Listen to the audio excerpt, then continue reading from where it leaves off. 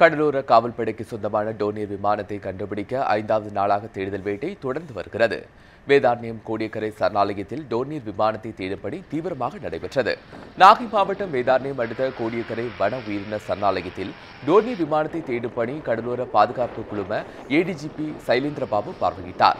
வன உயிரின சரணாலயம் முழுவதும் சுமார் 25 சதுர கிலோமீட்டர் முழுவதும் பாராமூட் மூலம் தீவிர தேடுதல் வேட்டை நடைபெற்றது. 4 மணி நேரம் சரணாலயம் முழுவதும் தேடியும் விமானத்தை பற்றிய தகவல் எதுவும் கிடைக்கவில்லை. தொழில்நுட்பத்தில் இந்த காணாமல் போன விமானத்திலிருந்து ஏதாவது ரேடியோ சிக்னல் வருதா அப்படின்னு பார்க்கறதுக்காக ஏடிஎஸ்பி என்கிற அந்த டெக்னாலஜி அதை சிறந்த வல்லுநர்கள் கல்லூரி மாணவர் சிபிஐ நபர் தலைமையிலையும் அந்த பணியிலையும் இங்கேருந்து ஏதாவது சிக்னல் வருதா அப்படின்னு சொல்லி பார்த்துட்டு இருக்கிறோம்.